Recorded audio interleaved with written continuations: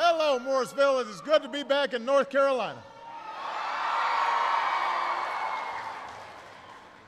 Now, first of all, I want to thank my staff for being smart enough to schedule a visit right before school lets out, because that means everybody's in a good mood. However, Principal Tolbert told me that if I wanted to visit, I had to follow school rules. And since we just recited the Pledge of Allegiance, let me say that it's always a great day to be a red imp.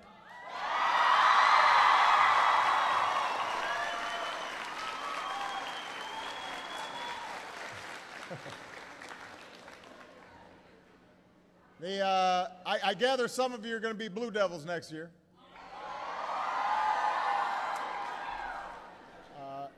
You know, I mean, being an imp's okay, but I guess being a devil.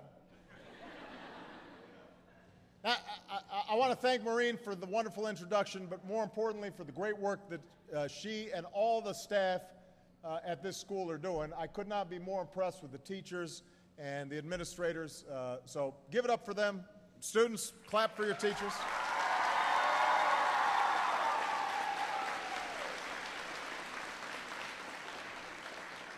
You may not realize how lucky you are to have great dedicated teachers, but as a parent, I realize how important that is, and so we can't thank them enough.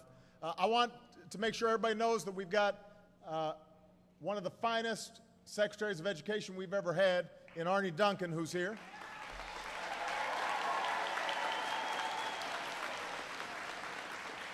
Your mayor, Miles Atkins, is in the house. And Superintendent Edwards is here, who's doing such great work. So give him a big round of applause.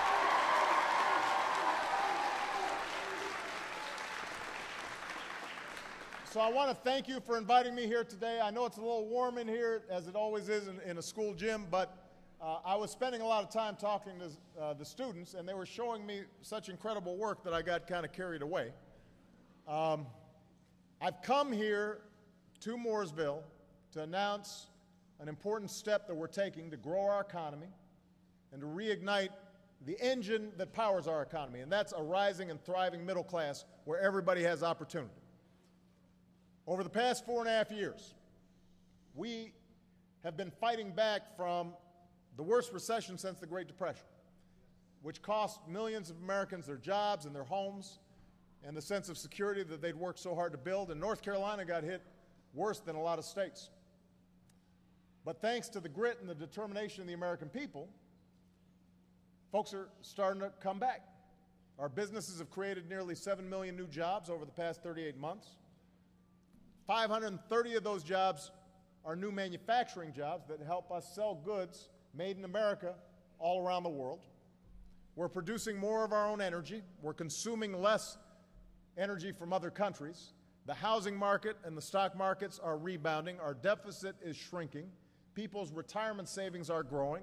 The American auto industry has come roaring back. So we're getting traction. The gears to the economy are turning. We're starting to make progress. But we've got to build on that progress.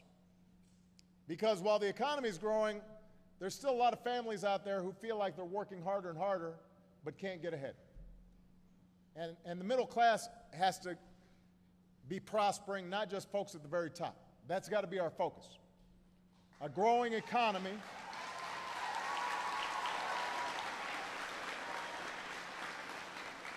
we've got to have a growing economy that creates good middle-class jobs. That's got to be the North Star that guides all of our efforts. Now, what that means, I said this at my State of the Union address. Every day we've got to ask ourselves 3 questions as a nation. Number 1, how do we make America a magnet for good jobs? Number 2, how do we make sure our workers, our people, have the skills and education they need to do those jobs? And then number 3, how do we make sure that those jobs pay well so that hard work leads to a decent living? But the reason I'm here today is because you are helping to answer that second question. How do we make sure Americans have the chance to earn the best skills and education possible? That's why I came to Mooresville.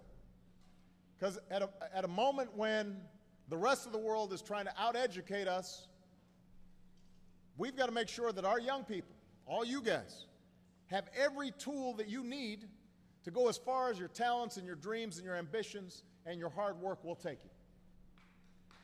All right? So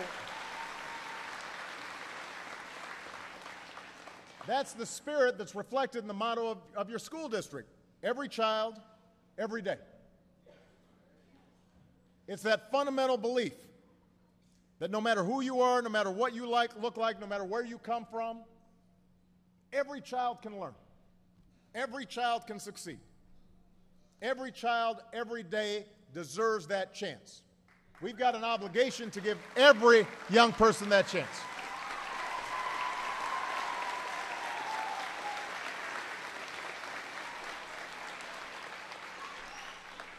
That means making sure we've got the best teachers and giving those teachers support and paying them what they deserve.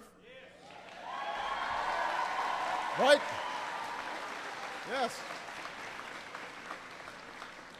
All the teachers say amen.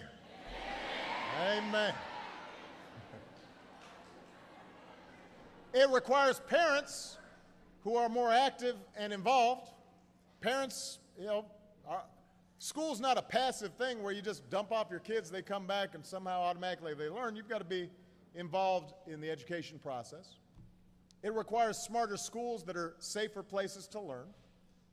And in an age when the world's information is just a click away, it demands that we bring our schools and libraries into the 21st century. We can't be stuck in the 19th century when we're living in a 21st century economy. And that's why today we're going to take a new step to make sure that virtually every child in America's classrooms has access to the fastest internet and the most cutting-edge learning tools.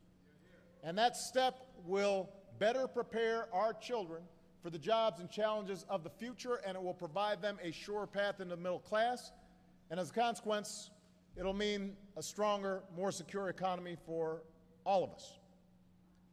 Specifically, today I am directing the Federal Communications Commission, which is the FCC, to begin a process that will connect 99% of America's students to high-speed broadband internet within 5 years. Within 5 years, we're going to get it done.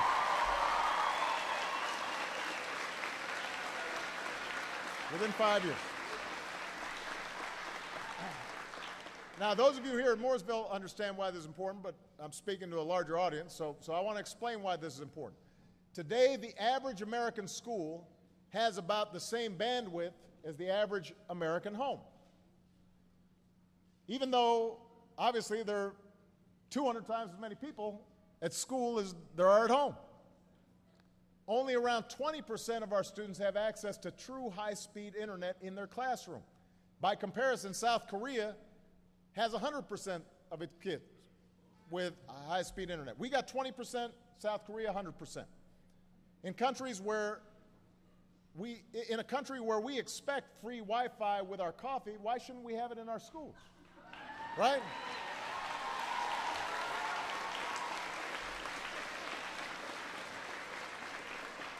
Why wouldn't we have it available for our children's education? So the good news is here in Mooresville, you've committed yourself to this cause. Starting in the 3rd grade, as all of you know because you've lived through it, every student in the district gets a laptop and high-speed wireless internet in the classroom. And I just saw the ways that it's changing how you learn. You don't just write papers and take tests. You're working together on videos and presentations and movies and poetry. Your high school Spanish class might Skype with students in Barcelona or Buenos Aires. One student proudly said, "We're able to work on more projects and homework outside of class." Now, that's not normally something teenagers brag about. But that's exactly the attitude that's going to help you succeed and help your country succeed. And as I was learning and talking to some of the teachers here, it's helping the teachers too, because if a student is falling behind, a teacher is seeing it in real time. Somebody fall down? Now, one thing you guys got to do, by the way, bend your knees a little bit when you're standing. If you stand up straight, Yeah, I'm just giving you a tip so you don't faint. Which happens all the time, and it's really embarrassing. But if you already did, you should sit down. But it gives teachers the ability to see in real time what students need help, who's falling behind, and then offer extra help. If you've already mastered a lesson, you can move on to the next one.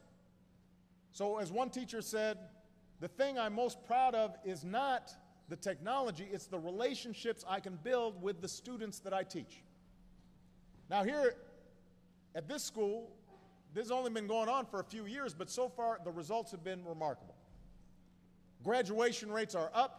Last year, out of 115 school districts in North Carolina, you ranked in the bottom 10 in the amount of money you spend per student, but you ranked number 2 in student achievement.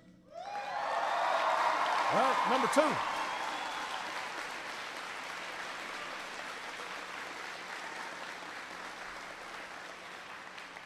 So you're spending less money getting better outcomes. And around the country, educators have started to take notice. So many people want to see this school for themselves, there's a waiting list for tours all the way into 2014. But here's the thing, as special as what you've done is, I don't want this success to be restricted to one school or one school district. There's no reason why we can't replicate the success you've found here. And imagine what that will mean for our country. Imagine a young girl growing up on a farm in a rural area who can now take an AP biology or AP physics class, even if her school is too small to offer. Imagine a young boy with a chronic illness that means he can't go to school, but now he can join his classmates via Skype or FaceTime and fully participate in what's going on. Imagine educators spending fewer hours teaching to a test, more time helping kids learn in new and innovative ways. Imagine more businesses starting here and hiring here in this area in North Carolina because they know for a fact that we've committed ourselves to equipping all of our kids with better skills and education than any place else on earth. That's what we need.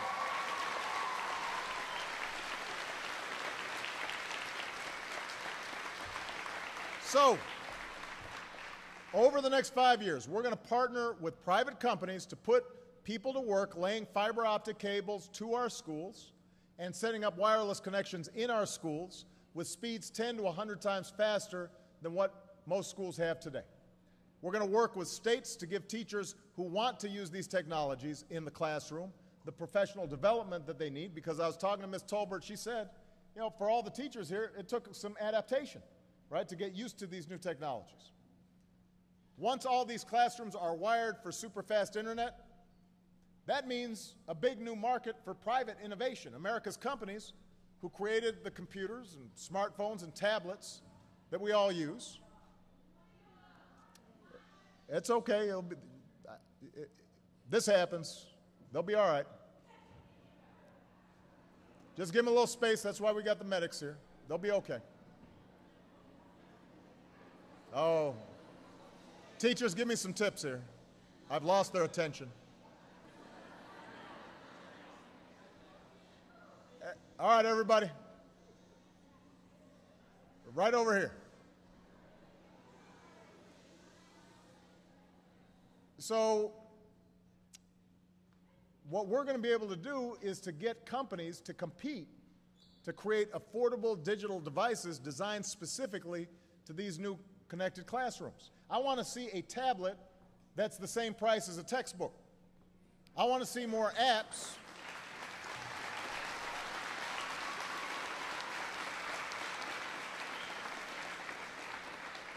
I want to see more apps that can be instantly updated with academic content the day it's available, so you don't have old, outdated textbooks with student names still in them from years ago. These are the tools that our children deserve. And there's no reason why we can't do all this. You know, if you think about the history of America, we united a continent by rail.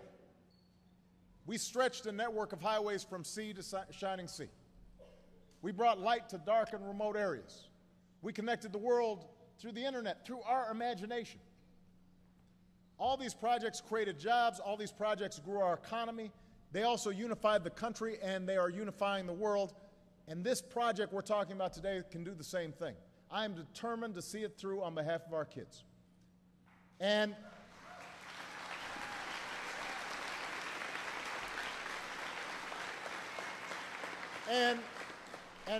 for those of you who follow politics in Washington, here's the best news. None of this requires an act of Congress.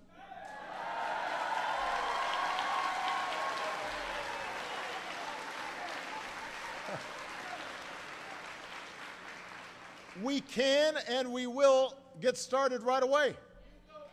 Yes, we can. Now, look, there are all kinds of things I do need Congress to do, and I want to work with them everywhere I can, but where we've got an opportunity to just go ahead and do something that's going to help our young people, help our teachers, help our education system, help this economy, help our middle class, help to create jobs, we just got to go ahead and do it. This is something we have to do for the sake of our kids and our future. But there are other things that I'm going to be working with Congress to do that will improve our education system on behalf of our kids and our future. Because if we can bring our kids and our schools into the digital age, you can't tell me we can't start improving our early childhood education system and making high-quality preschool available to every child in America. You can't tell me that we can't find the wherewithal to hire even more good teachers in science and math and technology and engineering. You can't tell me that we can't rethink and redesign our high schools or partner with colleges and businesses to put our young people on the path of jobs, not just today's jobs, but tomorrow's jobs. We can make sure that middle-class families aren't priced out of a college education. We can make sure that interest rates on federal student loans don't double for students and parents at the end of this month. I want to work with Democrats and Republicans to keep those rates low. How many students here expect to go to college? I expect all of them to raise their hand. And so we've got to make sure the college is affordable for every young person. And that's going to require some help from Congress. But we have to give every child, every day, the shot at success that they deserve. Every day. You know, FDR once said, we cannot always build the future for our youth, but we can build our youth for the future. And as long as I'm president, I'm going to keep fighting with everything I've got to build a better future for our young people and to give them a chance to build their own future. That's how we're going to strengthen our middle class. That's how we'll secure America's future for generations to come. That's what I'm going to fight for as President of the United States. That's why I'm so proud of all of you here at Mooresville. Congratulations, everybody. Have a great summer. God bless you. God bless America.